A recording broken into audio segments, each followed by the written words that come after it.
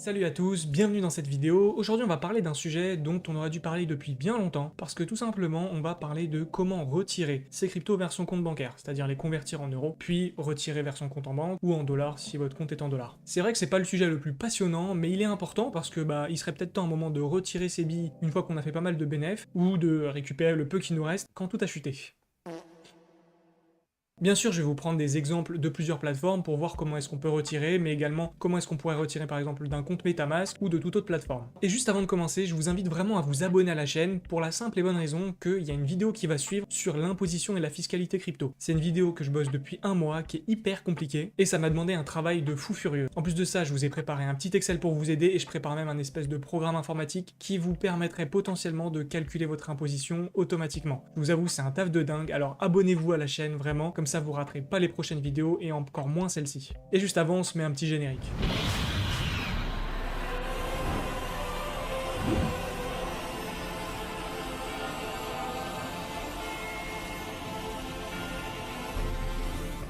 Avant de penser à retirer ses cryptos ou à les convertir en euros ou avant même de faire un dépôt en fait sur une de ces plateformes, il faut d'abord que vous déclariez vos comptes crypto auprès de l'administration. C'est hyper important parce que même si vous envoyez 10 euros, en fait, ça va être considéré comme un compte à l'étranger et à partir du moment où vous avez un compte à l'étranger et que vous le déclarez pas à l'État, ça se passe mal généralement. Je vous avoue, c'est un énorme bordel. Mais je vous mets quand même un formulaire dans la description, donc fourni par l'État, qu'il faut remplir, c'est le 3916 bis, donc c'est pour déclarer un compte à l'étranger en crypto, parce que le 3916 normal permet de déclarer des comptes à l'étranger, mais pas en crypto. Donc faites attention, il y a une petite nuance. Et vous allez me dire, mais pourquoi c'est considéré comme des comptes à l'étranger? Eh bien tout simplement parce qu'en fait, les plateformes ont généralement leurs sièges qui sont à l'étranger, et donc les comptes sont considérés comme à l'étranger. Par exemple, Binance, c'est à Malte, Coinbase, c'est en Irlande, ou Crypto.com, c'est en Lituanie. Du coup, dans la description, je vous mets aussi des exemples de comment remplir ces fameux formulaires, donc pour Coinbase et Binance. Comme ça, vous pouvez vous en inspirer, et bien sûr, faites vos recherches et ne remplissez pas les choses bêtement. Je vais pas vous faire la morale sur ce que vous risquez si jamais vous déclarez pas vos comptes, etc.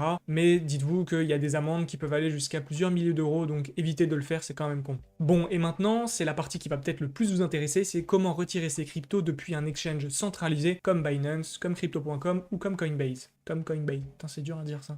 Alors, je vais vous prendre l'exemple de ces trois plateformes, mais sachez que c'est à peu près la même procédure de partout, mais à quelques différences près. Par exemple, sur Binance, pour l'instant, les retraits en virement SEPA, donc les virements classiques, sont arrêtés. Tout simplement parce que Binance a connu quelques effets de la régulation, donc en fait ils reviennent progressivement dans certains pays d'Europe pour les retraits par virement, mais pour l'instant on peut seulement faire des retraits par carte bancaire, et ils nous chargent de 1% de frais sur les retraits, donc c'est énorme. Ça veut dire que si vous voulez retirer 1000 euros, que ce soit des bénéfices ou pas, vous perdez 1%, soit 10 euros, ça fait quand même un peu chier. Donc pour Binance, je vous conseille d'attendre que les retraits par virement reviennent. En ce qui concerne Crypto.com, c'est assez simple, si vous avez déjà fait un dépôt dessus, vous pourrez retirer vers ce même compte bancaire, pas de problème là-dessus, les virements sont gratuits, c'est vraiment tout simple. Pour Coinbase, c'est comme Crypto.com, à la différence près que je crois qu'il y a 15 centimes de frais sur les retraits par virement. Vous pouvez aussi retirer par carte, mais je vous charge 2%, c'est colossal. Donc sur Coinbase, privilégiez les retraits par virement bancaire évidemment. Et du coup, je vous propose de prendre deux exemples. On va commencer par faire un retrait depuis Binance, donc depuis l'application web, c'est-à-dire celle sur ordinateur. Je vous montre comment faire quelques retraits, vous allez voir, c'est vraiment tout simple.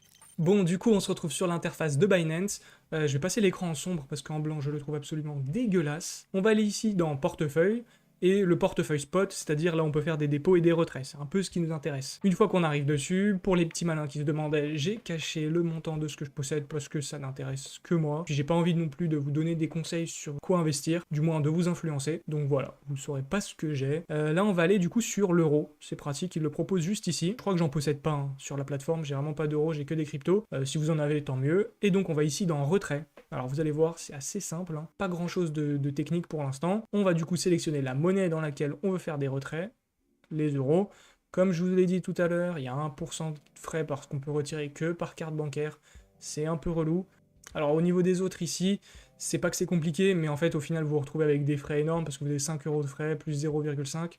Honnêtement, je suis pas hyper fan de cette méthode, je la connais pas très bien en plus pour être honnête. Donc voilà, vous cliquez ici sur continuer, vous sélectionnez le montant, alors on peut pas retirer moins de 10 euros, et maximum 5000 euros. Donc en plus de ça, c'est quand même vachement limité. Alors je dis pas que vous avez tous plus de 5000 euros à retirer, mais c'est pas énorme en soi. Donc vous mettez ici ce que vous voulez retirer, et là ils vont vous mettre les frais de transaction. Donc si par exemple je mets 1000, il me dit que le solde est insuffisant. Mais bon, du coup j'aurais eu 10 euros de frais de transaction. Vous l'avez compris. Du coup vous avez juste à continuer ici une fois que c'est fait. Vous pouvez changer de carte si vous en avez pas mis une par exemple. Et puis voilà, c'est vraiment pas compliqué pour le coup, ça se fait tout simplement. Ok, maintenant que je vous ai montré comment faire un retrait depuis Binance, on va maintenant s'attaquer à Crypto.com et cette fois-ci on va se concentrer sur l'application mobile. Alors Crypto.com c'est un énorme bordel, moi je vous recommande l'appli mobile qui est en fait complètement désolidarisée de l'exchange qui est sur ordinateur. Donc là on s'intéresse à l'application mobile. Bon, du coup comme vous pouvez le voir, on se retrouve sur l'interface d'un mobile, vous allez sur l'application Crypto.com, vous la déverrouillez, vous allez sur vos accounts, donc vos comptes si vous avez l'application en français, vous allez dans votre wallet fiat, donc de monnaie fiduciaire, là où il y a vos euros. Une fois que vous êtes dessus, vous allez dans transfert en haut à droite. Une fois que c'est fait, vous allez avoir le choix de faire un dépôt ou un retrait. Donc là, c'est withdraw. Be you, be proud of you because you can do what we want to do.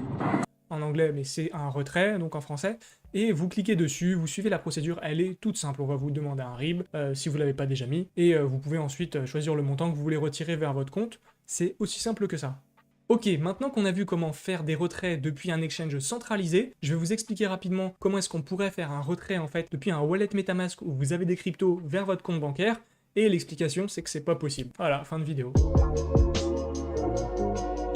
Non, plus sérieusement, en fait, c'est vraiment pas possible pour le coup. Vous êtes obligé de passer par un exchange centralisé pour le moment. Ça fait vraiment chier, mais en fait, c'est le seul moyen d'avoir une connexion avec votre banque et donc avec de la monnaie fiduciaire comme de l'euro ou du dollar. Sur MetaMask, vous devez vous en douter, mais vous avez des stablecoins indexés sur du dollar, sur de l'euro, mais ce n'est pas vraiment du dollar ni de l'euro. Donc, vous ne pouvez pas convertir vos cryptos sur une plateforme de swap contre de l'euro ou une monnaie fiduciaire proposée par un gouvernement. Du coup, vous êtes obligé de sortir vos cryptos de MetaMask ou de je ne sais quel autre wallet, de les envoyer vers un exchange centralisé, et depuis cet exchange centralisé, d'appliquer la procédure que je viens de vous montrer, donc c'est-à-dire un retrait en euros.